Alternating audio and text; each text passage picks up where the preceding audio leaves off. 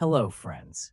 Today on our operating table, we have a true legend, the Zotac GTX 1080 Ti in its reference design, also known as the Founders Edition.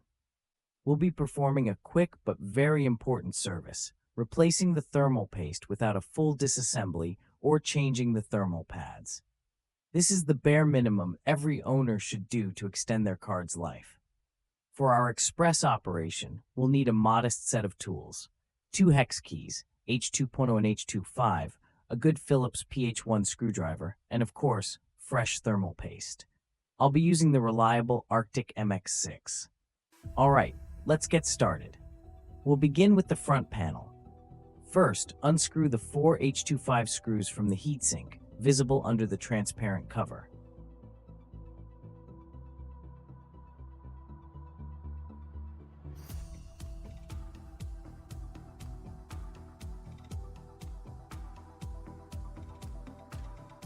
Right after that, 4 H2.0 screws from the fan frame.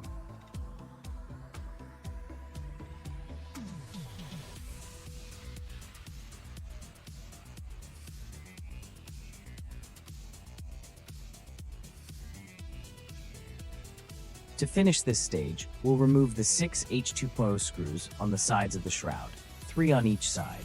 I recommend keeping the screws in groups so you don't mix them up during reassembly.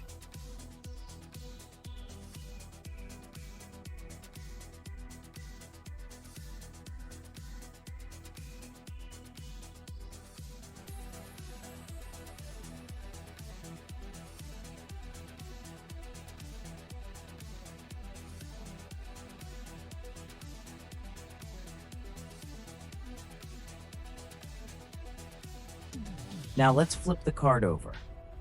These 4 spring-loaded screws are the most important ones. They are responsible for pressing the heatsink against the heart of the video card, the graphics processor.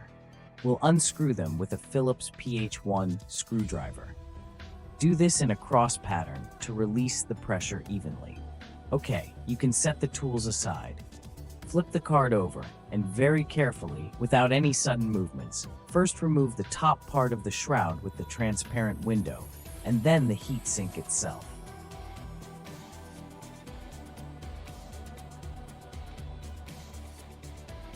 As you can see, we are not disconnecting the fan.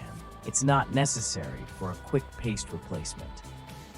We'll save the full disassembly for the next, bigger video.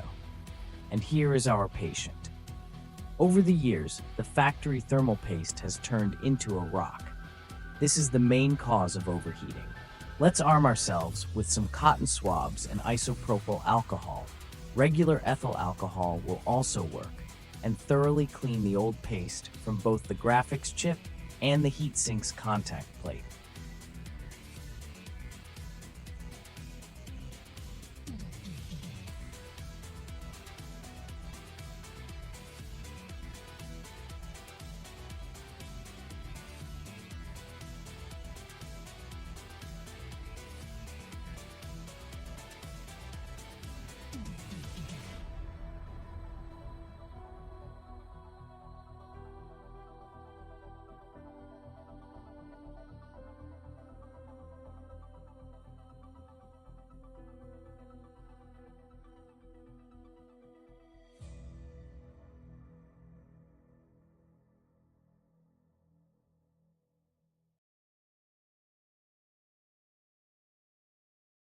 While everything is disassembled, it would be a crime not to get rid of the dust. Using a regular toothbrush or a small brush, clean out all the dirt accumulated between the heatsink fins.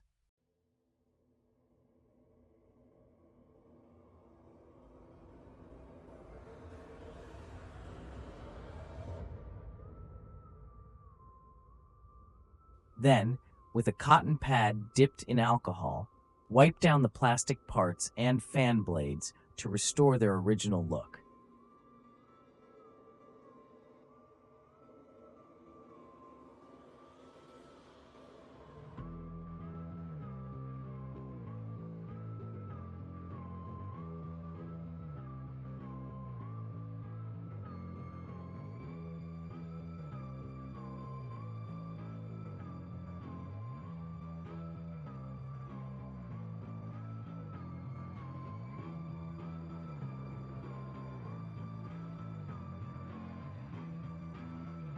And here's a little life hack.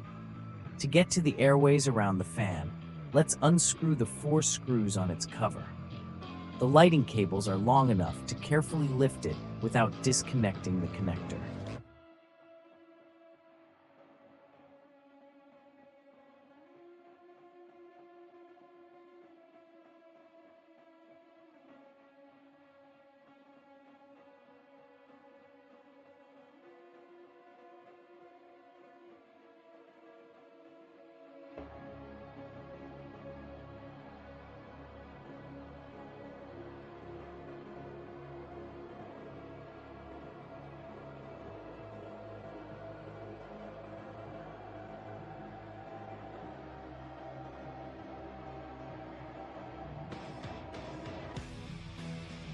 Now, use a brush to clean out all the debris from inside.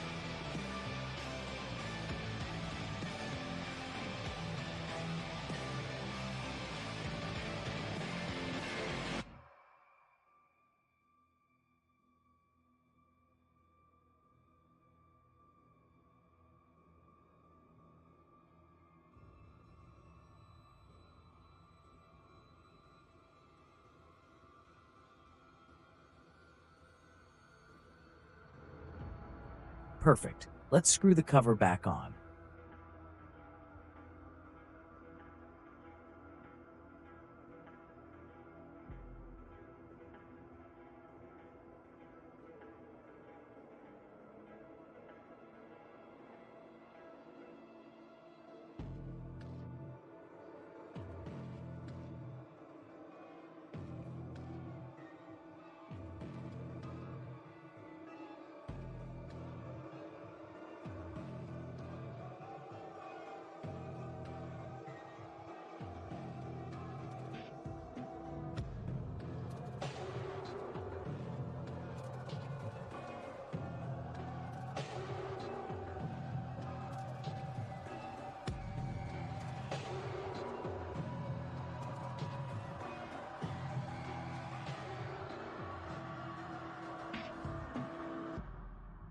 The grand finale. Apply a small amount of new thermal paste to the center of the chip.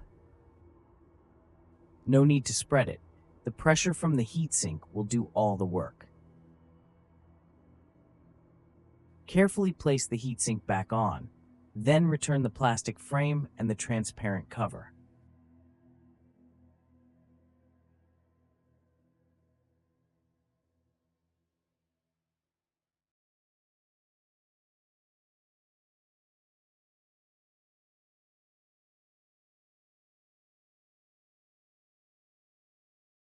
Loosely fasten and then tighten the top and side hex screws.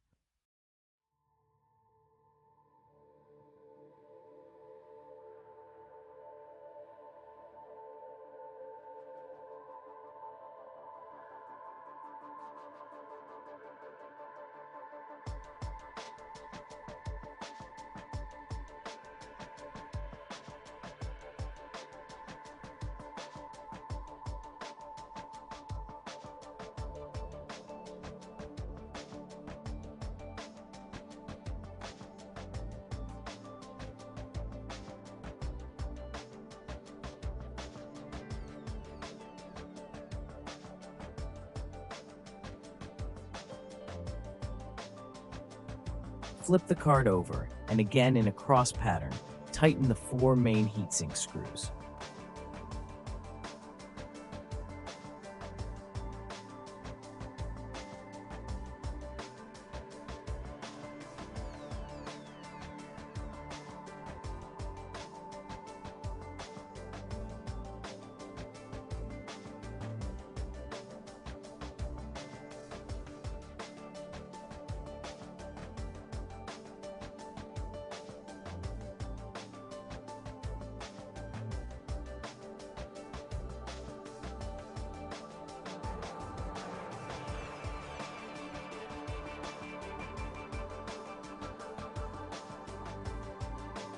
The card is ready for battle. As you know, Founders Edition cards, while quite hot, are often equipped with top-tier chips that have good overclocking potential. That's why we'll be testing it with a slight overclock, plus 125 MHz on the core and plus 500 on the memory. To warm up the card, I'll use Furmark for at least 10 minutes with the fan at its stock settings. So, the results. Before our intervention, the chip temperature reached 75 degrees Celsius, and the hotspot was 89 degrees. After the service, we're seeing 70 degrees on the chip and 85 on the hotspot. The bottom line, a 4-degree drop.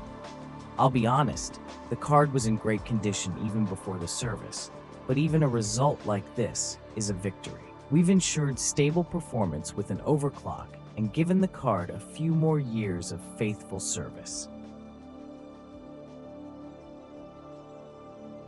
In the next video, we'll do a full service with a complete thermal pad replacement, so subscribe to not miss it. Thanks for watching, and see you next time.